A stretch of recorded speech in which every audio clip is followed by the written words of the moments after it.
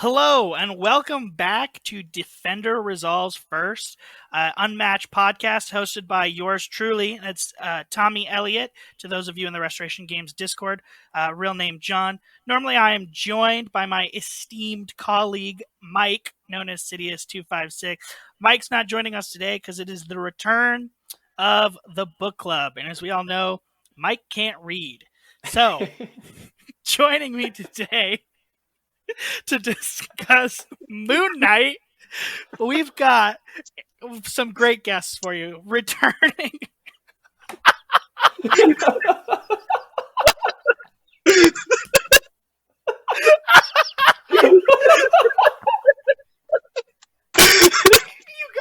you guys laughing killed me. I couldn't keep it in. I just like you guys.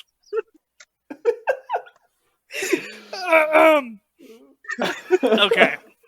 So we're gonna have to find some way for Mike to edit out me cracking up. No, I think we should keep that in. All right. So Mike will listen to it, and then he could either keep it or get rid of it. Okay, guys. So if you're listening to these chuckleheads, it's returning for the book club. We've got Baked Goods back on the scene. What's going on, Baked Goods? Nothing much. I am obviously stoked to be here. It's always a great time on Defender Resolves First. I am just happy that I am better than Mike because I can read. You know what? And you know what? We're 2 for 2 now. You're something like my literary partner at this point, and your bona fides are just your familial relations. If you want to share with everybody listening. Oh, you're making a face at me. So now I'm wondering, was it true? Was it true that your uncle is a famous writer? Oh, yes. Sorry, I used big words there. I wasn't sure. Yeah, my uncle, a.k.a. E.G. Scott, writes books. He has a nice trilogy starting with The Woman Inside. Go check that out. I know it's at Barnes & Noble. But I think it's really funny that I join you for these book club episodes because I am not the expert. I just happen to be able to read things. Like last time on the Beowulf episode, Dream Carver was the Beowulf guy. Now we have Pommedepin, the Moon Knight guy, and I'm just like the filthy casual that provides like the sub-average perspective on these works. Well, it's key. We need you here. And you just went ahead and spoiled our next guest, who is Pommedepin. You are our Moon Knight expert today. Welcome to the podcast. I'm happy to be here, John. Thanks for the introduction. Taylor, you're here. I am present. Wow, okay. Yeah, I mean, I love Moon Knight, so I'm just excited to get into this. I can tell that this is going to be a wild, wild hour. So, okay, so Pom, yeah, you're also no stranger to the podcast. You've been on more than once. This is a great episode. We've got you guys are 3-peats at this point, right? 4? I mean, yeah, the roundtable kind of forces a repeat. Yeah. So we're coming again after that. You guys are legacy members. You're like Defender Resolves First royalty. So thanks so much for joining us, especially after Mike and I took such a long hiatus from recording. And I guess Mike is still on that hiatus, but that's neither here nor there. Excited to have you guys to join as we do our second book club. And we're talking about my favorite Marvel superhero, and that is Moon Knight, recently released in the Redemption Row set. I always mispronounce that, by the way, as I always call it like Restoration Row, because I think of Restoration Games whenever you wouldn't believe how many times I've had to edit comments to go back and be like, that's not the right name. So super excited to talk about my boy. Pommedepin is also a pretty vocal Moon Knight guy, and Baked Goods is here. He's joining us, and he's a lot of fun. So I'm really excited. I discovered Moon Knight was a thing when it was announced that he'd be in Unmatched. I was like, oh, who is that? I think Taylor has told me at least 3 times before this podcast that he knows nothing about Moon Knight, and I've explained the character to him, and then he kept asking that question. Like, who is Moon Knight? I think when you're dealing with Moon Knight, like the question of who is Moon Knight is one that you can ask like every 3 years, because every writer who takes over Moon Knight is like, we're gonna do a deep dive and reinvent this character for a new audience. It's kind of hysterical. Um, and on that note, I'll let everybody listening know what we did read for the podcast, and you'll have a spoiler alert for everything that we're talking about. So, just as a heads up, we read Werewolf by Night, Volume 1 from 1972, issue number 32, which is the very first appearance of the Moon Knight. I don't know how much we're going to have to say about that because it has absolutely nothing to do with the deck, but just as a heads up. Then we read Moon Knight Volume 7 from 2014, issues number 1 through 6. They're collected as Moon Knight Volume 1 from the Dead. Super hard to get in print these days because it's like the first like huge appearance of the Mr. Knight identity, and that's written by Warren Ellis, who's a pretty problematic figure. We might talk about that later. I don't know. Then we read Moon Knight Volume 8 from 2016. Those are issues 1 through 14, and they're collected as Moon Knight by Jeff Lemire, or Jeff Lemire, the complete collection. We'll probably have the most to talk about there. And that is what we read. So spoiler alerts for all of those things.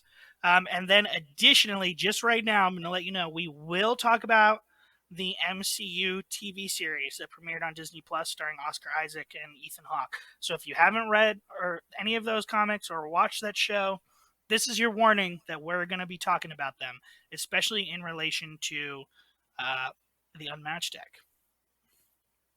Sound cool? Well, Baked, while I've got you on the spot here, did you like what you read?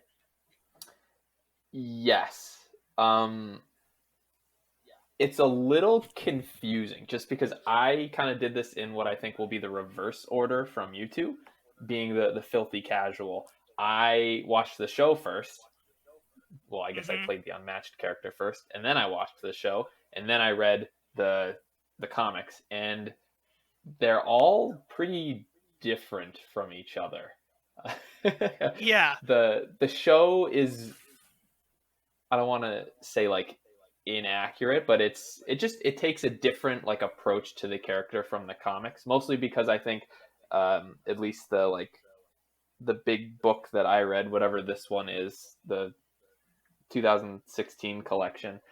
yeah, okay. It's Mm-hmm. I imagine it would be a little hard to translate that into like a screen thing because of how like not necessarily non-linear, but there's a lot of jumps in Right. like perspective and especially like style. The artistic style that happens when each like character is in control might be a little hard to translate into screen versus like just like drawing and like art and stuff like that. I don't know if I'm explaining that right, but yeah, I liked it. I thought it was very interesting. It's a very unique superhero character, so I think that's awesome. Yeah, and just to give a little context to anybody listening who pushed through the spoiler warning, did not read, but just kind of wants to hear anyway, maybe where some of the deck designs come from. The collection that Baked is referring to is the Jeff Lemire collection's 14 issues, and it deals with Mark Spector having to really grapple with the concept of his multiple identities. He wakes up in an asylum and is told that Moon Knight never existed. He's just like a deeply mentally ill person.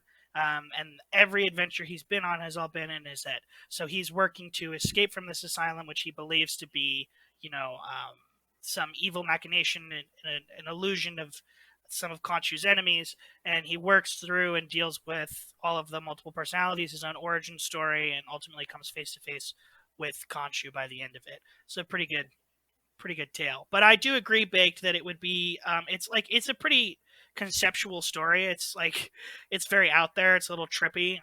I see how like visually it would be stunning, but narratively it could be really hard to pull off, especially as an introduction to the character.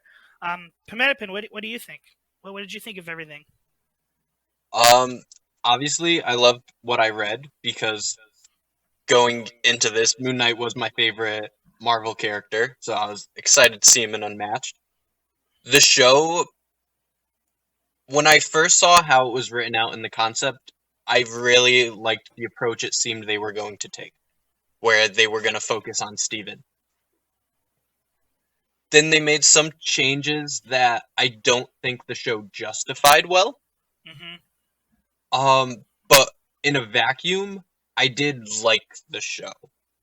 I it's a very different character than Moon Knight. Like it's not the Moon Knight I wanted to see, and I went into it knowing this isn't going to be Moon Knight transferred from the comics to the screen. This is a new character in a new platform. I just wasn't expecting the types of changes that came, Yeah, if that makes sense. yeah, definitely. I mean, you go from like even just in what we read, right? Like the Warren Ellis run, for example, where Mr. Knight comes on the scene and he's like, "Hello, I'm a detective and I beat people up." And like I walk around at night in my white tuxedo fighting the elements of crime and protecting travelers of the night. I mean, the Lemire run gets a little more conceptual, right? Like it's more, it's more cerebral, I guess you could say, but there's still this is not a guy with superpowers is really what I'm driving at. Yeah, This is not a guy who can heal himself. This is not a guy with super strength. He most certainly cannot fly. It's a very grounded character. Well, I mean, there's some high concepts, the Egyptian mythology of it all, but like what he does day to day is grounded. He goes out at night and he protects the travelers of the night. And I mean, for decades in the comics, they wouldn't even confirm if Khonshu was real or not, or was also part of Mark's dissociative identity disorder. So for the show, like that, the idea that like Khonshu is absolutely 100% a real entity really only came about within the last like 10 to 15 years of Moon Knight comic books. So for the show to jump right into it, and they were like, not only is Khonshu real, but like here's a bunch of supernatural stuff related to him. I was like, okay, we're doing some really different things from the books. Yeah. Would you guys say that you had a favorite of what you read? I Uh, mean, you can't go wrong with Moon Knight fighting werewolves in space. Yeah. Um, which unfortunately did not make it to the show for those who were hoping to see Moon Knight fight werewolves in space.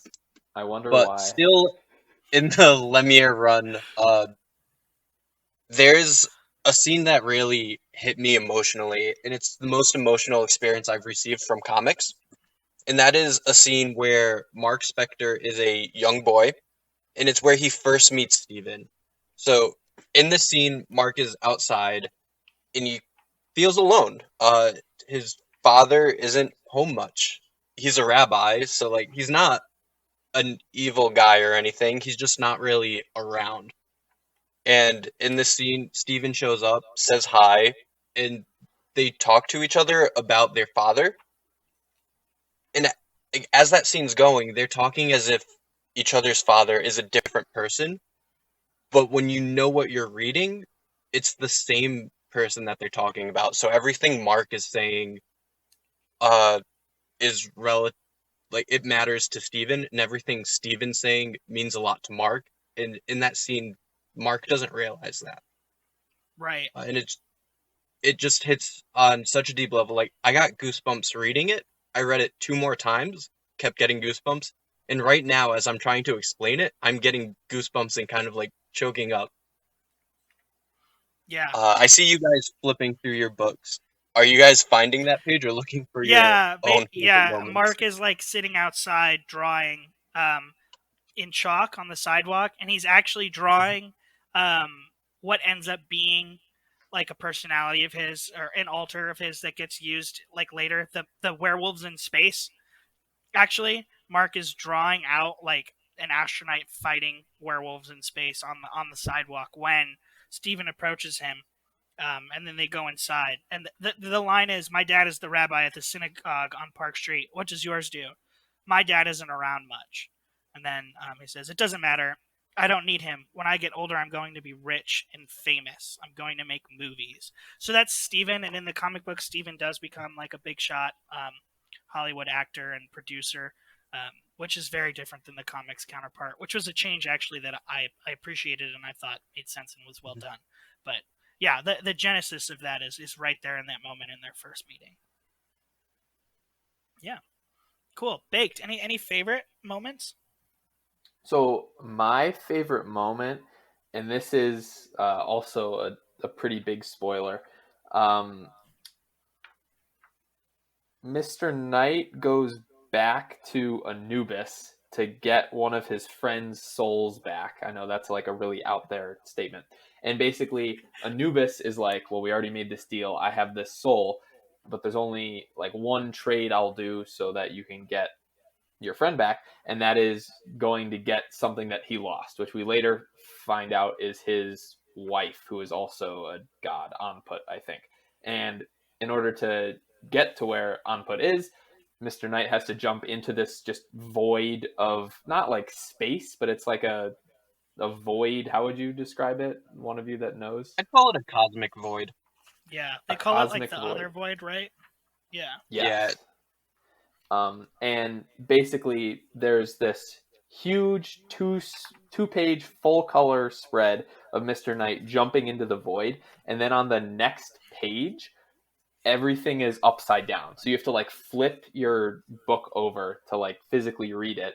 And I just thought that was really cool. It's a really like nice use of the medium, really unique. Not I like haven't really seen that before where you're reading a book or a graphic novel and then everything just flips upside down.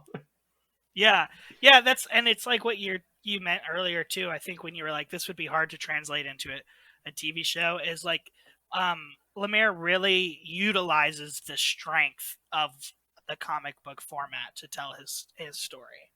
So that is a cool moment. I love these stories so much. The Lemire is also my favorite. Which I guess that's a trend amongst us. But there's a moment near the end, and we're talking like huge spoilers now Oh because boy. we're like end of the story. But Khonshu ends up being the villain of the tale, which is not that unusual for Khonshu. And he wants Mark's body, and he tells him, you're broken, basically. Why would you even want this body? And Khonshu's like, you need me. And Mark walks up to him and grabs his head, his bird skull, says, I am Mark Spector. I am Stephen Grant. I am Jake Lockley. And we are going to be okay. We are going to live with who we are. We are Moon Knight. And we never needed you. And then he like breaks Khonshu's skull and turns into dust. And it's just a really powerful moment where the key to Lemire's story is that they all have to embrace one another and be okay with living together in one body and the harmony that creates, which I thought was a really nice. I think it's something the show. I thought the show was building to that, but it really it does a little bit with him and Steven. They have their nice hug, but there was a lot to be desired. I thought. yeah. I think watching the show, you and I talked a lot to each other about what we were expecting to come next and what we thought of each episode. Yeah. Until the last episode, we were both extremely hopeful and talking about all these things that, oh, it looks like they're probably setting this up and it's gonna answer all these questions and be great.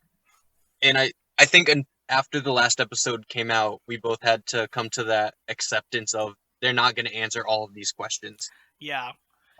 Yeah. I mean, So up until then, the experience was great. yeah, I just like I think the story that we got was like I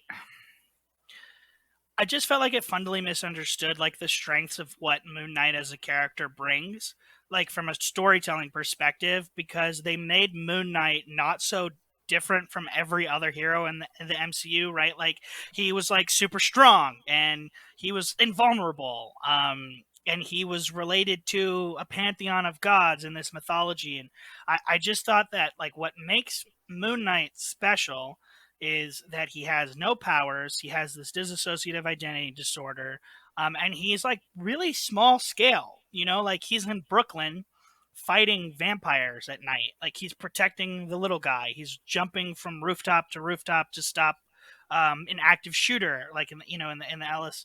Well, the run after Ellis, we didn't read that one. Or he's one of the issues that we did read by Ellis. One of my all time favorite issues is he is just going to save a little girl who's been kidnapped. He walks into an apartment building, like a high rise, and he just walks up the stairs, beating up goons the whole way through. He doesn't really talk. People are shooting at him. They're like, "Why can't I hit you?" And he's like, "I'm not real." Like that's the most superpowered he gets is these plays on his mental illness, like the concept of like whether he's real or not.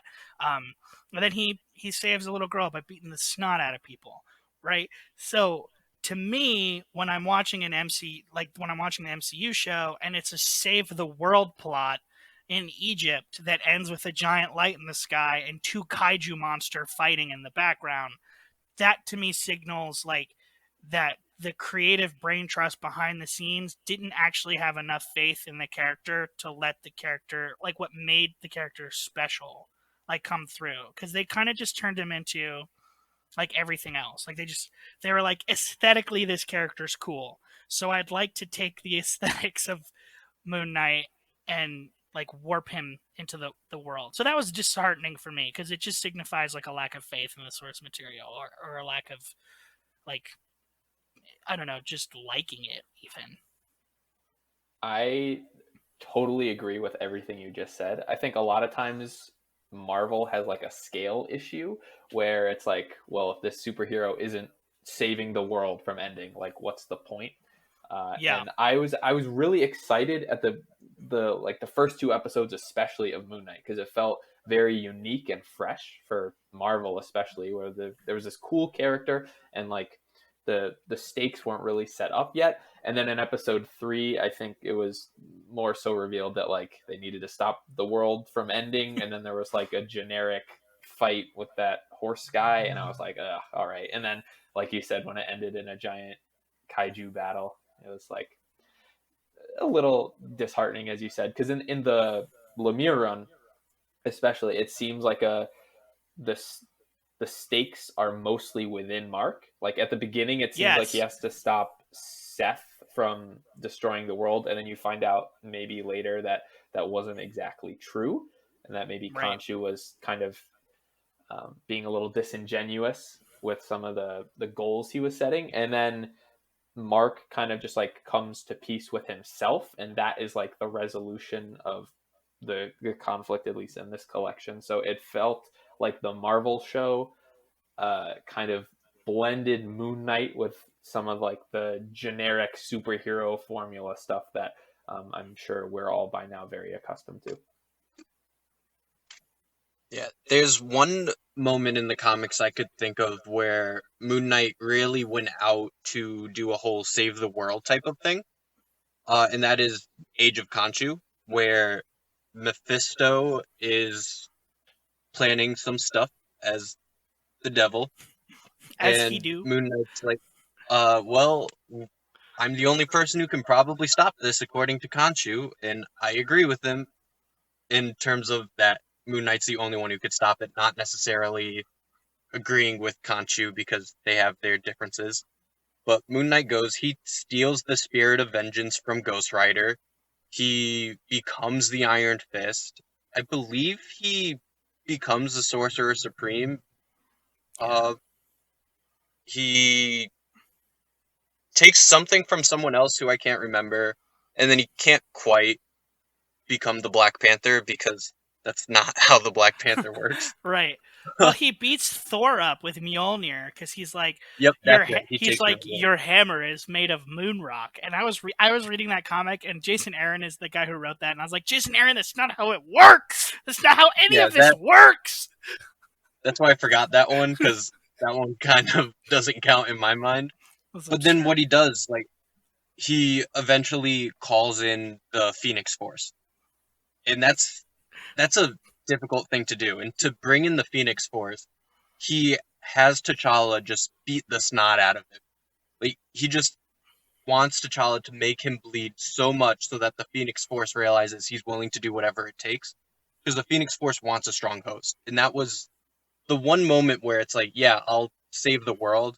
And it's all just him doing things he doesn't want and beating himself up to do it. Yeah. It's not anything of like, I'm going to be this big hero. It's, I'm going to suffer. Yeah. And that storyline, like, sorry, Jason Aaron, but it sucked. Like, it was just not good. just really bad. Jason Aaron does this thing constantly where he's like, "What if this superhero had this other superhero's power?" He does it all the time. It's like a constant thing that he does. And then he was like, "All right, it's Moon Knight's turn to have everybody's powers." It's just absurd. It was not. I was not a huge fan. Um, I did like all of the prehistoric stuff that came along with that. yeah, Because in that run, they do a lot of flashbacks to a million years ago, and that was kind of cool. And that was the redeeming factors of that run. it was something to read. That was Yeah. So, like we talked a little bit about the show, and the comics earlier when we were kind of chatting pre-recording. I'm gonna throw this to you, Baked.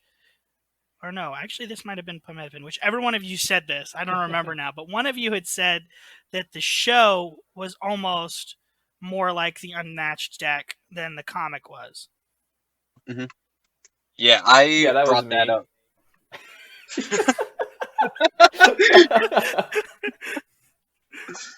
Yeah, so we could start off with the first thing I said to John when I saw the Moon Knight deck is Khonshu is a personality here. Like, that Yeah. seems weird. Yep. Yep. Uh, we've both come to fully accept that, and I did ask Restoration Games just for the ease of mind what the reasoning was, and it was the first thing we pretty much came to, which was rule of cool. Not often do you get to be this unknown, amazing Egyptian god. So this is a chance for you to embody that for a moment. We've talked about how that's kind of it's you're fulfilling Khonshu's will is like one interpretation that we've come up with, Yeah. where it's like you're just straight up doing whatever Khonshu says, which is something Moon Knight does a lot. It He is. doesn't agree with Khonshu, but he just does it because Khonshu gave him life, gave him a second chance and a reason to keep going. Yeah, when you look at like the fact that one of the three altars that you switch between for the unmatched deck is Khonshu, like what Palm and I were kind of like landed on ultimately was like this is a mechanical decision more than it is a thematic decision. Like this is a game mechanic, and sometimes when you adapt things, you do things that work best for the way the game is going to play, and maybe not what's best for the narrative. Yeah, so we we have that, which it's still very cool to be the god Khonshu. And in the show, as we just talked about, Khonshu is this big deal. In the comics, he doesn't really matter. He's part of Moon Knight's origin and an excuse for him existing in the early runs. The show is where Khonshu is a huge deal, and this unmatched character, Khonshu, is who matters.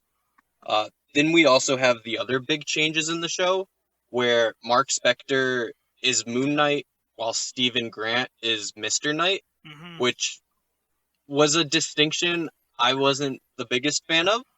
Yeah. But I think the way they did it in the show was well. It's a choice I wouldn't have made, but after them making the choice, I think they did a good job with it.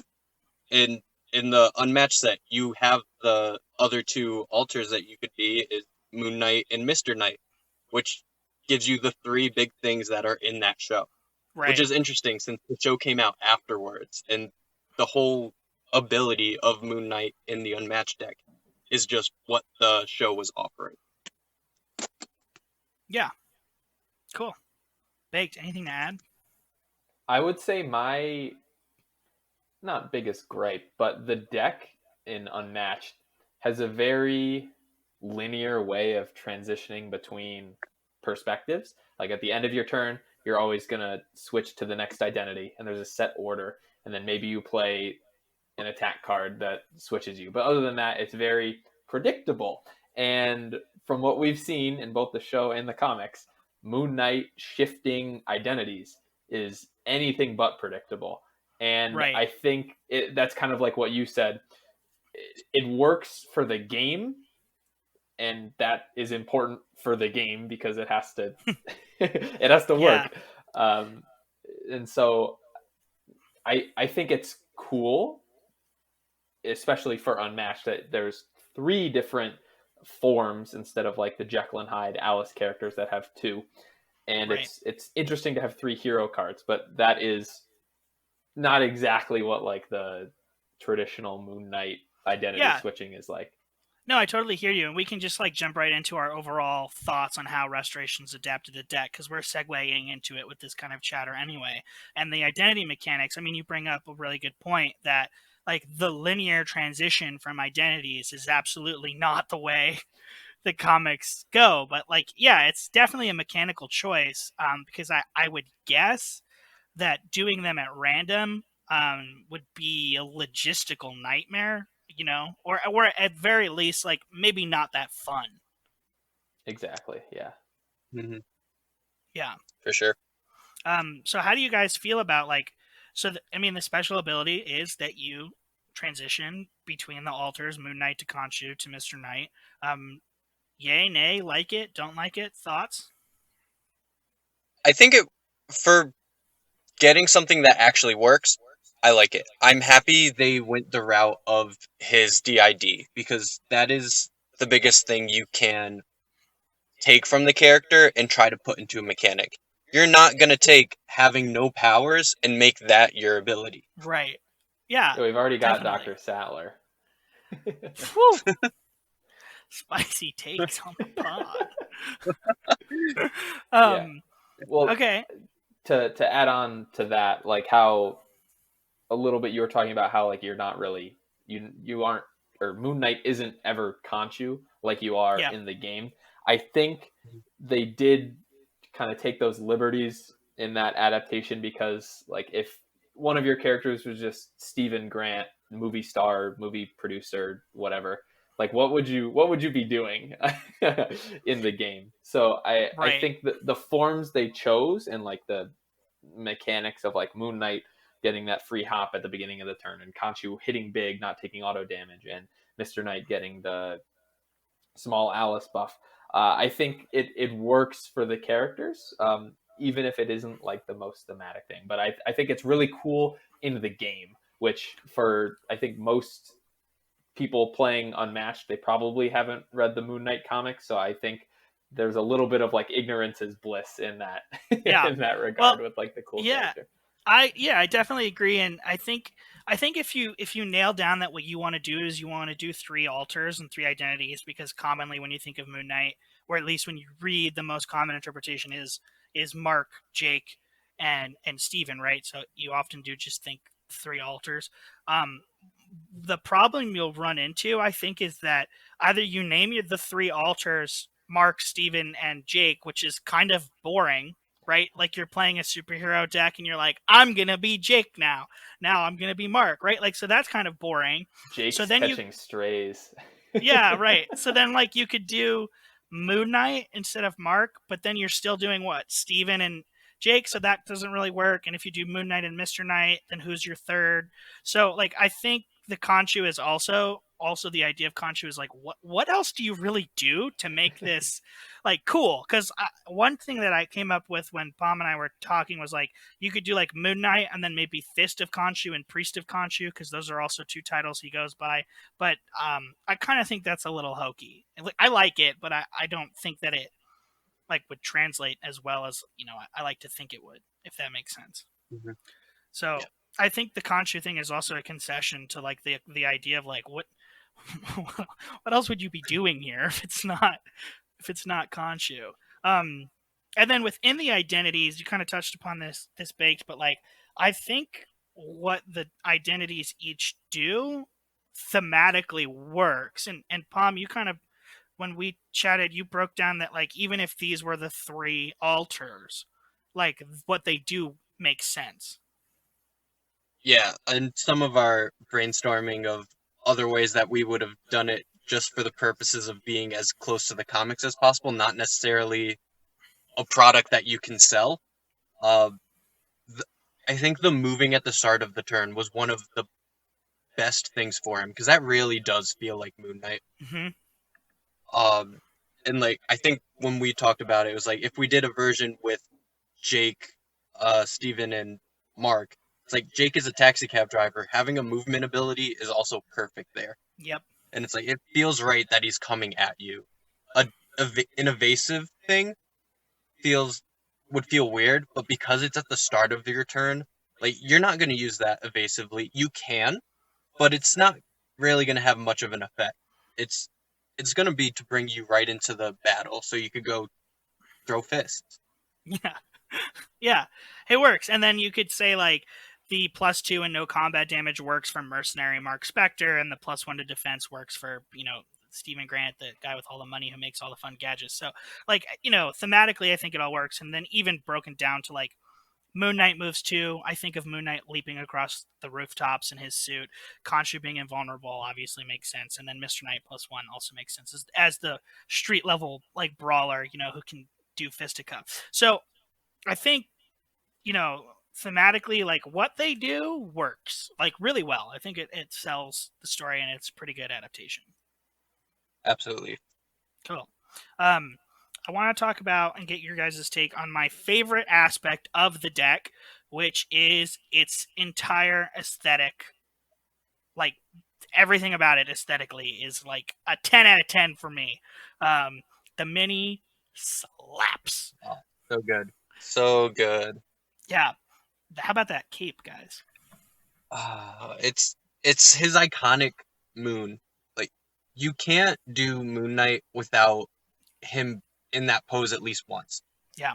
Uh, the show obviously made sure to do it, and they found other ways of including it, like doing his shadow with the coat that he's wearing, having that crescent moon on the ground. It's like that's perfect. Yeah. Yeah, absolutely. I really like you've got the crescent moon on the card back and the three identity faces on the card back. I love the card back. It's so sick. So Uh, it's so simple and clean too. it's just like so sexy, to be honest with you. And then the art for Travelers of the Night, that scheme card, that is my background on my phone. It is That is my background as well. it's so good, right? Like It's it's perfect. There's especially for a phone background. yeah, it's absolutely excellent. And then there's just like a lot of really neat details on here that like are not on other decks. Like for example, so you have the three different identity cards, the hero cards, right? And they put art on them. You get the different masks on each card, which is not something any of the other hero cards have. Nobody else has art, so you have that with the really cool quotes. And I really love what they chose for Mr. Knight. I've died before; it was boring, so I stood up, which is just like That's the best part. it's so baller. That's so baller. That's such a Mr. Knight thing to say. You love to see it. I forgot to write down where that quote was, but it was definitely a great moment when he says it in the comics. Yeah, I mean, when I like really got this deck, I was like feeling #blessed. So it's just really pumped. Really pumped. Baked, any thoughts on the art?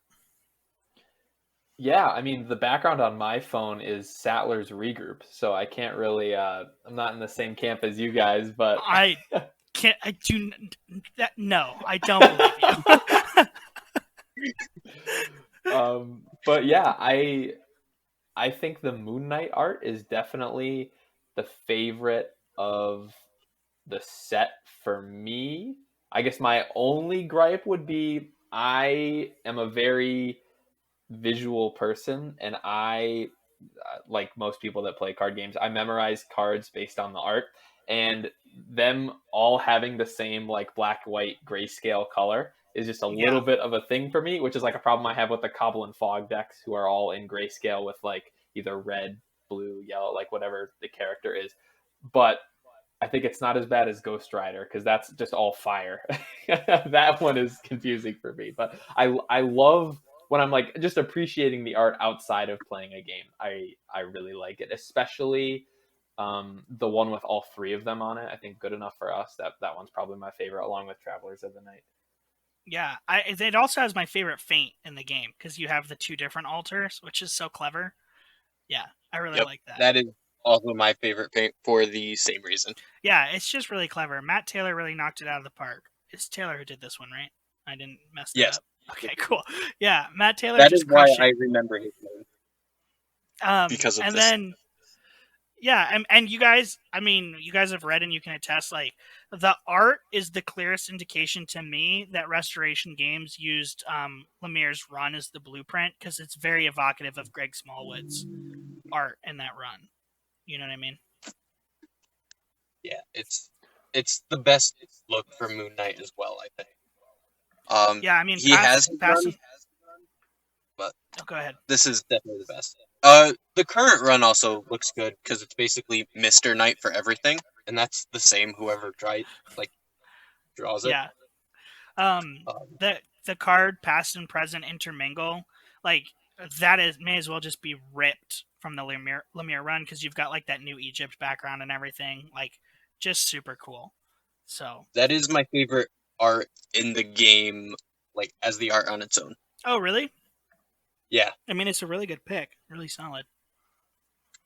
Matt I Taylor, mean it's if got you're Moon, listening, so that we helps. we love your art. I Um, hear you, John. I love you too. wow, thanks, man. Whoa, whoa, who said that? that was that was crazy. That was well. Yo, You can't do that because our listeners are gonna think that Zero Skater snuck onto the podcast again, as he's wont to do. that is his Um, voice. yeah, I mean, it was. I thought it was him for a moment. It was so accurate.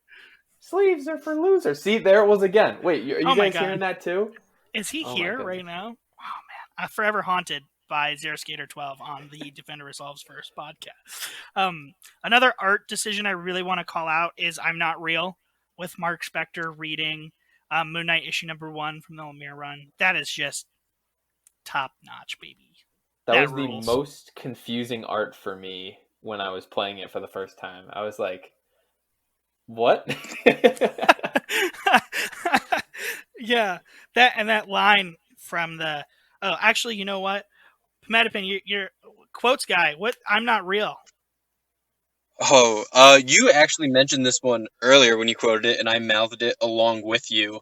Um, that is part of the Ellis run. So that line basically just exists in the background of the entire Lemire run. Yeah, But the actual quote comes from the Ellis run, where he is pursuing a bad guy who is shooting at him many times. You see holes in his cape as he's still charging at this bad guy as he yells, "Why can't I hit you?" to the simple response of, "I'm not real." yeah, that rules. It's Absolutely rules. It's that time in the book club where we get to take a closer look at the cards and their influence and see where they come from. So we went through I'm Not Real. We talked about that a little bit, but I want to talk about one card first because a certain somebody before we started recording mentioned that this card's line made them cry when they read it in context. And that's good enough for us, the four value versatile uh, baked goods. Man of many Yes. tears. Tell me about good enough for us. So I'm gonna just read you. Okay, so this is a huge spoiler. Although if you're listening this far, you probably don't care. So this is immediately after the line that you John mentioned earlier, where they go, "I'm Mark Spector, I'm Stephen Grant," and they literally crush Khonshu's head after saying, "We are Moon Knight, we never needed you."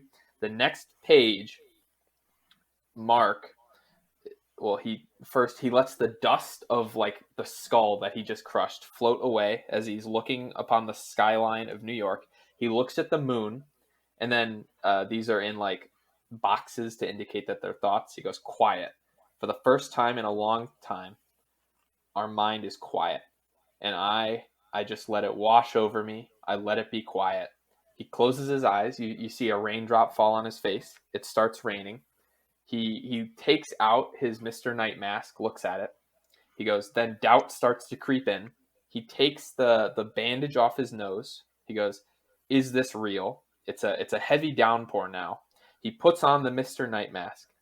He goes, all I know for sure is that the rain feels real as it hits our face. Real enough anyway. He fixes his tie and he goes, and that's good enough for us. And then it says the end, and you see him Oh, it just that when I first read that, I churned through like the last half of this book because I was just so excited. I was just like, wow, this is intense. I literally cannot put it down. And he goes, and that's good enough for us. And I was like, ah, that's the line. That's the line. And it was just in the moment reading that, like he was at peace with himself. Like he was like, is it real? Well, it feels real, and that is good enough. Like, so yes, I cried when I finished the book. I was like, wow, that is beautiful, and I am so glad that I read that, and hopefully me describing that to you gave you a sense of how powerful that moment was. Yeah, it's a It gave me goosebumps again.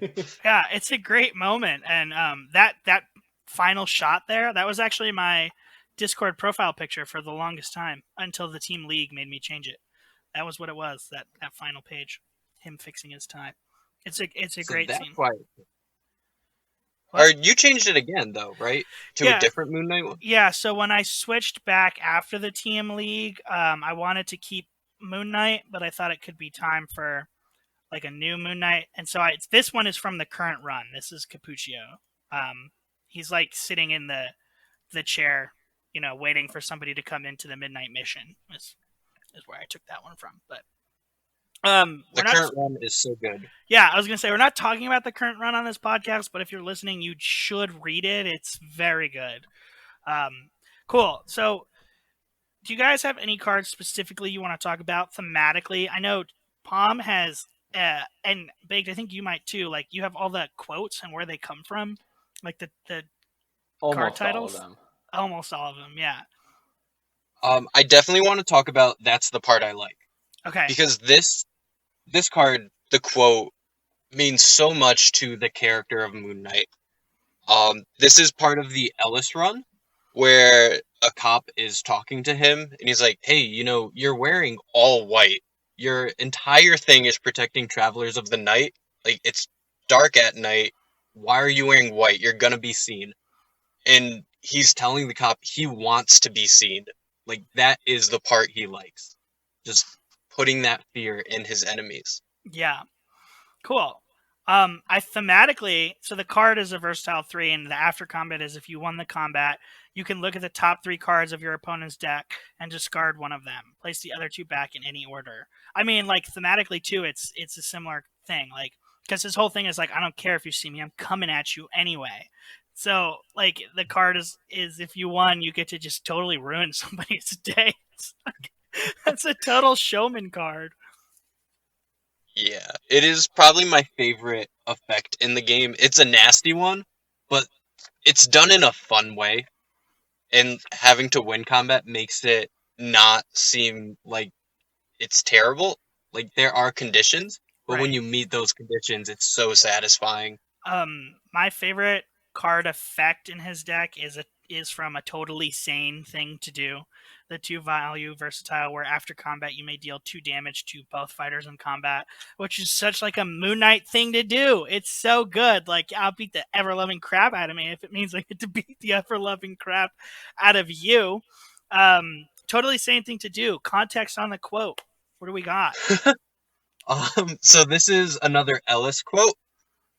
This is Mr. Knight. He is pursuing a bad guy. Actually, it could be Moon Knight. It's one of the two. They are pursuing a bad guy who is underground in his lair because he's been stalking people and then just ambushing them. So, like, gotta put an end to that. Go to the guy. Don't wait for him to strike.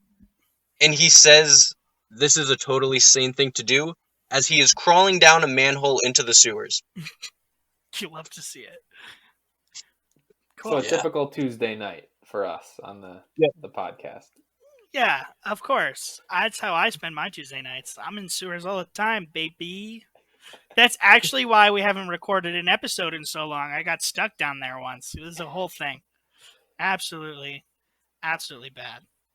Okay, that was a fun little segue. um, One thing that I really like that the deck does is it's super reliant. Well, maybe reliant isn't the right term, but it interacts a lot with boost values. which I think is like a really fun way, and also like a not insensitive way, I think, to kind of depict like his mental disorder, like the instability of his mind. Like I like the way that that gets represented thematically in a way that doesn't like suck, that isn't mean. You know what I mean? So like for example, let your insanity guide you, where after combat you discard the top card of your deck and you draw cards equal to that card's boost value. Let your insanity guide you, I know off the top of my head, is Lemire, and it's Yep. Khonshu telling Mark that that's how he'll get free, is he needs to let his insanity guide him. The art for that one is super cool too. I really like that. But like the boost value thing, like he interacts with boost values a lot. He gets to boost cards. He like looks at boost values in the discard, pile, or this one where he's flipping a card, discarding it and drawing cards. It's like a fancy regroup, except maybe worse, maybe better. It really depends because you're getting rid of a card, to get the draw. And it's a very unstable card. Theme, Yeah. baby. It's dripping with theme. Fancy regroup is maybe not how I would describe it. I think if you polled people, they would say that's like probably the worst card in the game. But there are moments where maybe you don't have any cards in your hand or you just need to draw for something. And I love playing that because it's so unexpected and my opponent's always like, "Dude, you're insane for playing that card." And then I go, "I know." Yeah, you let your insanity guide you to playing the Exactly. card. I see what. Yeah, I'm picking up what you're throwing down. I like it. No, I really like the card though because, like, maybe strategically, yeah, if you pulled everybody, like the effect is could be harmful. But I think thematically, it's very on brand for Moon Knight. So I like that it's in there. Okay. I was gonna segue into the next one because the this is a double quote whammy. Early in the Lemire run, um, Mark is kind of asking Khonshu for help because he's confused basically, and he goes, "I can't see the truth. Tell me, Khonshu, is this all real or am I really just mad?" And Khonshu goes, "Does it matter?" And Mark goes, "What?" And then Khonshu goes, "Does it matter if you are mad? Your madness is your gift, Mark. Your madness is what will keep you alive. You need to stop fighting it. Give in to it. Let your insanity guide you." So there's two card names in that quote. The one we just talked about, "Let your insanity guide you," and then the next one is, "Your madness is what will keep you alive," which in the game is just madness will keep you alive. I guess John, you Yeah. want to talk about that card now? Yeah, it's the scheme card. You recover 2 health, and if you started your turn in a different space, you gain an action. So this is like your I need to recover real quick card. It works. Madness will keep you alive. You get to heal. It's pretty chill. I like that it's a quote from the run. Yeah, and I like that like you can get um the other action just by being like starting as Moon Knight and just like free moving and then getting it's pretty cool. I like that a lot. Yeah, the Yeah, interaction the there is cool thing about his cards is that there's a lot of just like little intricacies with all of them that it makes his kit like really work together. There's so many little synergies, and I think that's really cool. His schemes also are the only 3 value boosts in his deck, and that has synergy. Like you mentioned, John, boost values are cool. Like with past and present intermingle, that has to do with boost values. Let your insanity guide you, that has to do with boost values, and like the his second shot card also has to do with boost values. And his schemes are both really good, and I love that they have the best boost values in his deck overall. Yeah, so Really cool. the other scheme, since you're talking about it, is Travelers of the Night. That's the one that Palm and I use as our phone background. Three boosts, like you said, and you get to move your fighter up to 4 spaces. They can go through opposing fighters, and you gain an action. So all of his scheme cards give him the option to gain action, which is great. And like what you're saying is, I like that you can play a scheme, so you get to control that, right? You theoretically are gaining actions, which means that you can perfectly set up past and present intermingle like on your turn easily. It's not like a convoluted thing to try and do. And past and present intermingle is during combat you add the boost value of the top card of your discard pile to this card's value. So if you're Conchu, you can use this card to guarantee you a 7 unless you get fainted. But what I what I like about it is, like you're saying, like the way that everything interacts. This isn't this isn't one of those things like, oh, if you get lucky, your past and present intermingle could be like a 7. Like it's not like super difficult to pull this off since the 3 boost values are schemes that give you actions, so I like that a lot. Yeah. What one of the things in the new run that they have going on is he met like another Fist of Khonshu, which is an exciting addition to the canon. Actually, if you're listening and you're like, that sounds stupid, I'm here to tell you, no, that shit rules. Okay, actually, this guy is so sick. His name's Hunter's Moon, and he rocks. And they get into a fight, and Hunter's Moon is like, you fight with no grace and no skill. Like, how have you not unlocked the memories of all of the previous avatars of Khonshu and used their fighting style? And Moon Knight's like, what are you talking about? And he's flailing about, beating the crap out of him. So yeah, like Fist of Khonshu is it. Like he's just like this dirty, like breaking knuckles fighter with like no grace, and that was just such a fun moment. And I think that Fist of Khonshu really retroactively like represents that, which is so fun. And I like the art, his fist coming out of Conchu's mouth. It's pretty cool. Yeah. Well, if they put anything but a fist on that card, I think it would Yeah. not have made sense. Well, it could have been fun. It's like, but I like that it's coming out of the mouth. It's like it's neat. And then it's a movement effect, so you could use this and get your heal off if you're attacking with it. There's just 2 cards in his kit we haven't talked about yet. Well, other than Faint, because I put that one to the side because there's no cool thematic stuff going on there. But it's his 1 defense card. The 3 value, we're all in this together with the really cool like Shattered Mirror art, which if you win the combat, you get to draw a card. So honestly, you mentioned Let Your Insanity Guide You is like your least favorite, but this is my least favorite card. Personally, 3 is like not that high of a defense, and if you won, you get to draw a card. Like, against a lot of the people in this set with him, like you're gonna lose this a lot. But also, if he wants to play like a longer, more maybe controlled game, he can use let your Mattis is what will keep you alive. He can use that as a pass, and he can try to not win combat with this and play the long game because Conchu not taking effect damage works in fatigue. So every one out of every 3 of his turns in exhaustion, he won't take any damage, which is just super powerful in matches that end up going that long. So I like how flexible he can be with his card draw, which is just something that's another just really cool thing about this kit. Yeah. And then the last card is the 3 value attack. That's why I always win, which Baked called his second shot earlier because you get to boost the attack during combat. So that's why I always win. I feel like that quote is from somewhere, right? Yeah. Good stuff. Love to see it. That character rules. Moon Knight, baby. Cool. Well, I mean, overall, what do you think? Like, I like the deck a lot, like from an adaptation standpoint, and I like it mechanically too. I think it's a slam dunk on both counts. But what about? Yeah.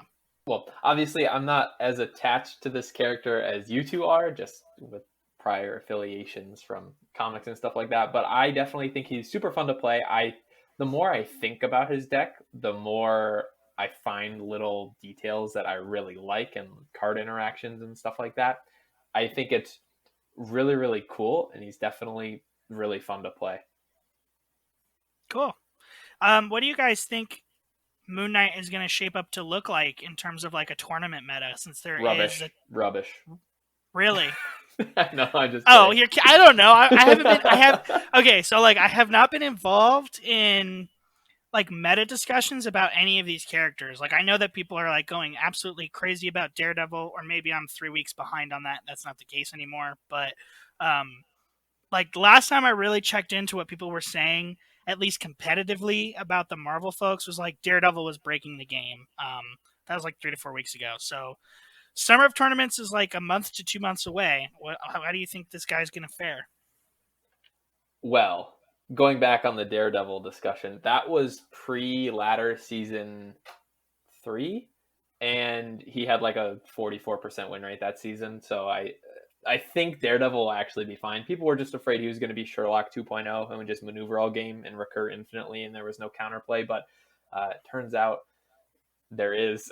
In terms Cool. of Moon Knight, I originally thought he was just going to be like mid, and he's just a beast in ladder. And ladder to tournaments isn't like exactly a 1-to-1 equivalency just because of like the conquest format and things like that. I think he is a very strong generalist because of his abilities and his flexibilities with all his cards and stuff like that.